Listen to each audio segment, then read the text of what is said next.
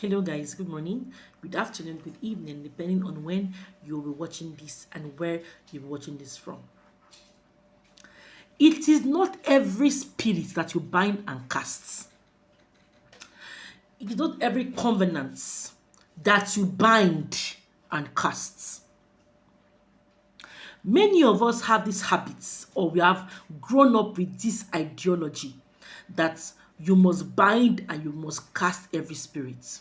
And many of you go as far as reading the scripture that says that we would cast out devils, we will cast out devils.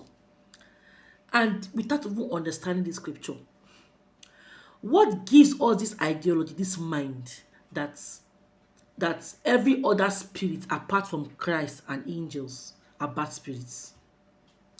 I don't know what gives us this ideology. They are demons. You cast out demons. You cast out devils and his devil and his agents. Not all spirits. There are spirits that exist in this earth realm, that exist in this world, that are not bad. Just because you don't understand them doesn't mean they make them bad.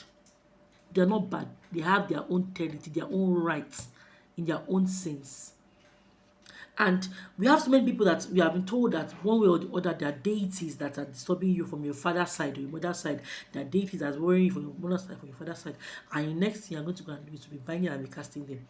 And the more you bind and you cast, the more the things worsen. Don't get me wrong. I am not saying prayer is not good. Please, prayer is the paramount of everything. Prayer is very important. But we should understand that prayer is not just about spoken words. There's a practical aspect of prayer.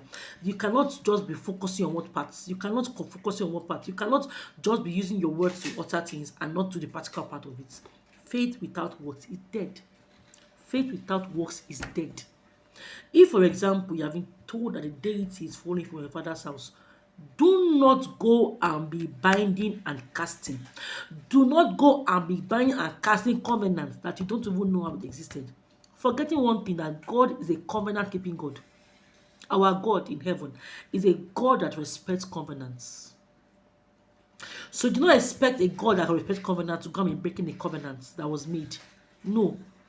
But there's always a way out. Don't think it's a permanent thing, but there's a way out. If you have been told one way or the other that your family, or you have a deity from your family or from your village, whatever, that is serving you, don't bind and cast those deities.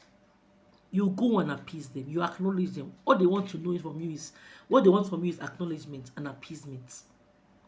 There are some families that, for example, during the olden days, they were hunters, and to help um, their venture, that's the hunting venture, they tend to get spirits, warrior spirits, or any kind of spirit that will help them make their enterprise more profitable, to make them get more animals to kill, to protect them from other wild animals, other evil spirits in the forest when they go and do their hunting. And then they bring this particular spirit into their house, and they serve these deities, and they pour libation, they feed these deities, they give it sacrifices, and they pray to these deities, asking them for blessings, asking them for prosperity in their venture. And then while they are doing this prayer, they are praying for their children as well. With that knowledge, with that understanding, with that assumption that their children will continue. You know, in those days, they didn't think that life would be the way it is now. They didn't think it that way. They didn't envisage it. Just where we think now that this is the highest where life can get to. We know that life can go further than it is right now. That is how it was with them. They didn't envisage it. And then they were praying and then making vows and covenant with this spirit. And while they were doing it, they were doing it to their children and their generation unborn, assuming that their children and their generation unborn will continue with this venture. And then this particular spirit does what they have been brought to do, right? They become deities for that particular family. They become family deities. A particular village will go and bring a particular spirit. Maybe there was famine at a particular time, and they need prosperity, they need rain, or they need something, and then they need protection. They go and bring a particular deity into their villages, and then they are serving this deity. And then this deity, they have been told that they are telling this deity that their children unborn will continue to serve them. And then if you do this for us, we'll do this for you. And then they continue to do this. And then life became more civilized. Many people decided to turn away from idol worship and then become Christians, and then they forget these deities, and then these deities are coming back. They are not wrong. They have every legal rights to come and demand for something because they have been working for the family and then they have been abandoned. They have been neglected and they are calling for attention. How do they call for attention? They begin to spoil things around you. They begin to destroy things around you so that you can start looking for, so they're just trying to get your attention. Some of them, some spirits will begin to marry the spirits or the children of that family. Some can become spiritual husbands, spiritual wives. Some of these children from that particular village or family. And then when you hear this, you're gonna be buying and you're casting. And this thing only what angers the spirits. What you only need to do is to go and appease. Acknowledge the spirits. Don't get me wrong. Please do not go and repeat the circle that your ancestors did, because many of us or many people we now go back to that particular deity, go and carry it afresh and bring it to their house afresh and start afresh what their forefathers were doing, and invariably telling their putting the destinies and the lives of their unborn children generation back into the hands of this deity. They are doing that, putting that back into the hands of this deity.